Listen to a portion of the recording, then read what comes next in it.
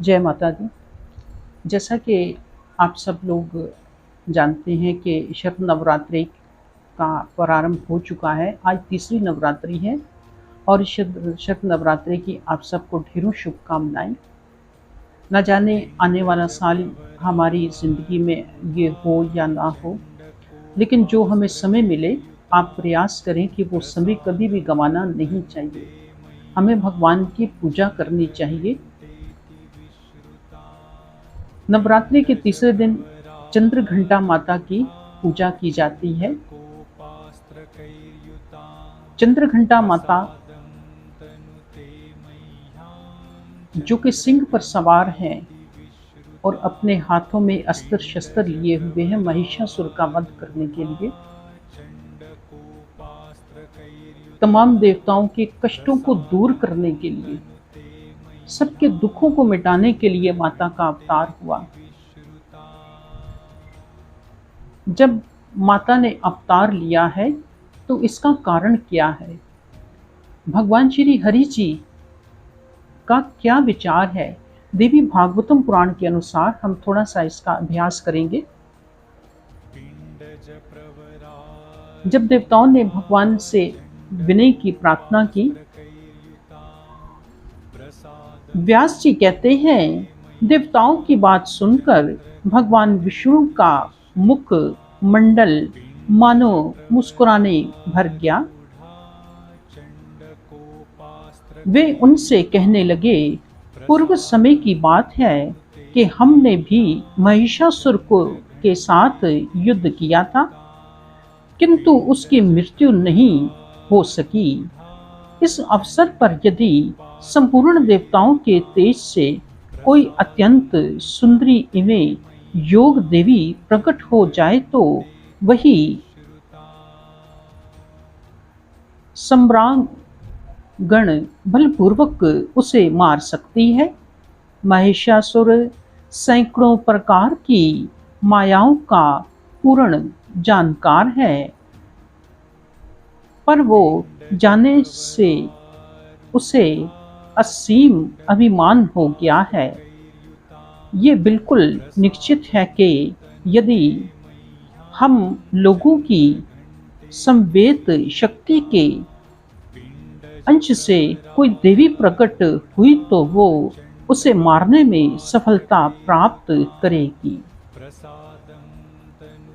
व्यास जी कहते हैं, देवादिदेव भगवान विष्णु के उपौरयुक्त वचन समाप्त होते ही ब्रह्मा जी के शरीर से इनमें एक तेज महान तेज प्रकट हो गया। सब बोलो दुर्गेश्वरी माते की जय। जैसा कि अभी आपने देवी भागवतम पुराण के चंद श्लोक सुने कि भगवान श्री हरि विष्णु जी कहते हैं कि महिषासुर के अंदर असीम तेज और बल है जिसकी गणना नहीं की जा सकती। ब्रह्मा जी का कठोर तप करने के बाद उसको बल की प्राप्ति हुई, तो मैं भी उसके सामने युद्ध करने गया तो लेकिन मुझे भी पराजय का मुख देखना पड़ा। भगवान श्री हरि जी क्या कह रहे हैं देवताओं से कि उसके अंदर अभिमान इतना हो गया है कि अब उसका अभिमान टूटना ही चाहिए। हमने पहले भी कथा में एक बात कही कि जब भी हमारे सनातन धर्म में कोई त्योहार आता है, कोई कथा आती है, तो उससे हमें सीख लेनी चाहिए। भगवान श्री हरि विष्णु जी ऐसा क्यों कह रहे हैं कि उसके अंदर बहुत अभिमान आ गया है। ये हम कलयुग वासियों के लिए एक सीख है कि शास्त्र इस बात की गवाही दे रहे हैं, पुराण इस बात की गवाही दे रहे हैं, देवी भागवतम पुराण में इसकी गवाही है कि कभी भी अपने अंदर अभिमान नहीं करना चाहिए। आप श्रीमद् भागवत गीता में देख लें कि भगवान श्री कृष्ण जी ने हसद और अभिमान के बारे में क्या संदेश दिया। आप रामायण देख लें कि रावण के लिए भगवान राम ने क्या संदेश दिया कि अभिमान करने वाले का आखिरकार अंत कैसा होता है। और भी बहुत सारे पुराणों में कंस ने, श्रीमद् भागवतम पुराण की कथा है कि कंस ने भी ऐसा ही अभिमान किया।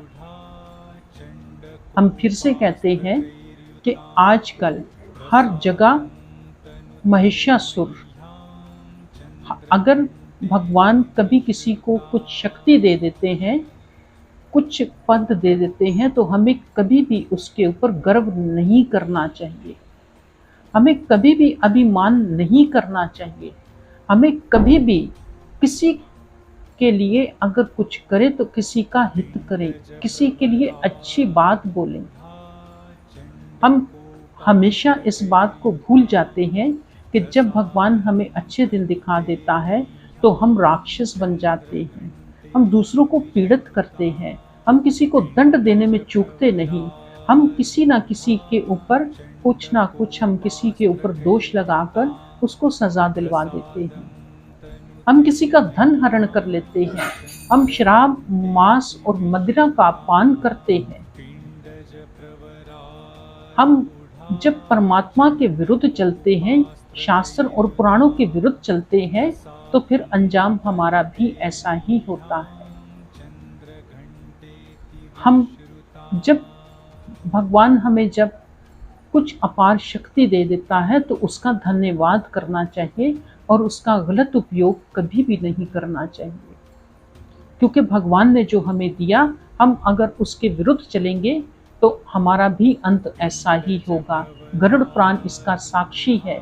गरुड़ पुराण में भगवान ने ऐसी ही बात कही कि जो इंसान, जब गरुड़ जी ने पूछा कि प्रभु पापी लोगों की मृत्यु कैसे होती है, तो भगवान श्री हरि जी ने कहा कि जब मानव के अंदर गुरूर आ जाता है, तकब्बर आ जाता है, जब कोई मानव घमंड करने लगता है और वो मुझे भूल जाता है और वो ये समझता है कि संसार में मैं ही हूँ, दूसरा कोई नहीं, तो भगवान कहते हैं कि उसकी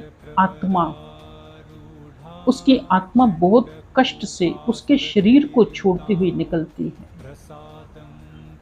तो देवी भागवतम पुराण में भी अभी जब महिषासुर के वध की कथा आएगी तो उसको भी हम उसको पढ़ेंगे तो उसके बारे में विचार करेंगे कि चंद्रघंटा माता ने उनका वध किया, तो उनका कैसे वध किया और किस तरीके से उनका युद्ध हुआ।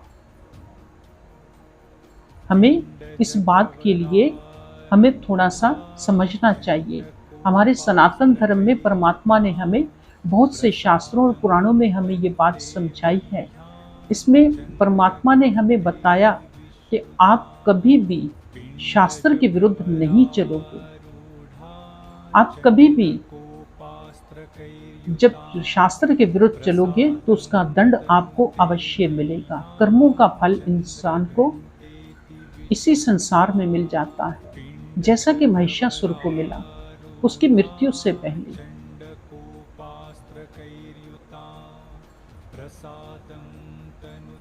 देवी भागवतम पुराण में माता ने चंद्रघंटा की पूजा करने से हमें मुक्ति का दान मिलता है। हमारी समस्त इच्छाओं को पूर्ण करती है माँ, हमारे तमाम दुखों को दूर करती है माँ। माँ का अवतार दुखों को मिटाने के लिए हुआ है। इस संसार में खुशियां बांटने के लिए माता चंद्रघंटा का अवतार हुआ है। इस संसार में माता चंद्रघंटा की पूजा करने से समस्त पापों का नाश होता है। हम जब भी माता की आराधना करते हैं तो हम कभी भी अपने लिए मोक्ष की प्रार्थना नहीं करते कि हे माँ, हमें अंत समय में मोक्ष का दान देना। माता चंद्रघंटा की पूजा आराधना करने से हमारे तमाम दुखों का अंत होता है। जो मानव शास्त्र के विरुद्ध चलता है, किसी भी शास्त्र को देखें, किसी भी पुराण को देखें, तो उसको दंड अवश्य मिलता है। नवरात्रि की इस शुभ अवसर पर हमें ये सीख लेनी चाहिए कि हमने इस संसार में रहते हुए महिषासुर नहीं बनना। हमने रावण जैसे राक्षस की तरह नहीं जीना, जो कि एक महान पंडित था, लेकिन उसके अंदर भी अभिमान प्रवेश कर गया। हमें कंस जैसा नहीं बनना।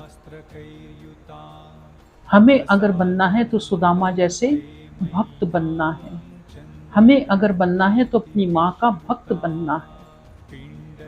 हमें इन बातों का ध्यान अवश्य रखना चाहिए कि जिससे हमारे सनातन धर्म की हानि ना हो।